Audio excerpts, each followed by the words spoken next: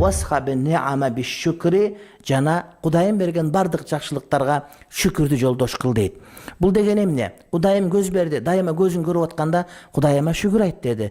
Кулаң угуп турат, укпагандар канча бар? Кулаңа шүгүр айт. Ар бир нерсе угуп атканда Кудайым уктурду мага деп шүгүр айтыш керек. Ар бир нерсени көрүп атканда Кудайым мага көргөз деп шүгүр айтыш керек. Басып кетип ар бир кадамыңа Кудайым ушул кадамды мага басырды, шүгүр айтыш керек. Тилиң менен, дитиң менен, бүт денең менен шүгүр айтканды билиш керек. Акыл эсиң бар, Кудайга шүгүр айт. Үй бүлөң бар, Кудайга шүгүр айт. Жей турган наның бар бүгүнкү, Кудайга шүгүр айт. Асманың бар, Кудайга шүгүр айт. Мамлекетиң бар, Кудайга шүгүр айт. Урматтуу бир тууганым, мусулмансың, келмең бар, жаздыгың бар, жата турган, уктай турган жериң бар, перзенттериң бар. Мына ушуга шүгүр айтыш керек.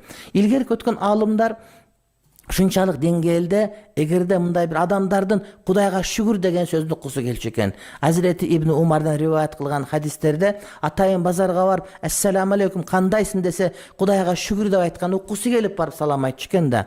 Адамдар дайыма бирин бири көрүшкөндө ассаламу алейкум кайфа халу кандайсың дегенде альхамдулилля ашшукру лилля Кудайга шүгүр болсун рахмат деп Кудайга шүгүр, Кудайга мактоо деген сөздү угуу үчүн, башкаларга айттыруу үчүн адамдар бири менен бири ассаламу алейкум дегенден кийин кандайсың деген суроону кошуп сурашчу экен. Ошондуктан Кудайга шүгүр деген сөздү оозубузга мындай бир мончок кылып тагып ала турган болсок, мына ушул илгерки өткөн олияларыбыздын эмне жакшы касиеттеринин катарына кошулар экен. Анткени Кудай таалам Кур'ани Каримде ла ин шакартум ла азиданнакум, эгерде силер мен берген жакшылыктарга шүгүр кыла турган болсоңор, анда мен силерге аны көбөйтүп берем дейт. Демек акылыңыз барбы, шүгүр айтыңыз, акылыңыз көп болот. Тыйыныңыз барбы, шүгүр айтыңыз, тыйыныңыз көп болот. Ден соолугуңуз чыңбы, шүгүр айтыңыз, ден соолугуңуз дагы чың болот. Ушундай абалдын өзүнө дагы биз шүгүр айтышыбыз керек. Кээ бир адамдар чачын жулгузучу болуп, кандай каран түнгө келдик деп туура кыйынчылык болуп турат.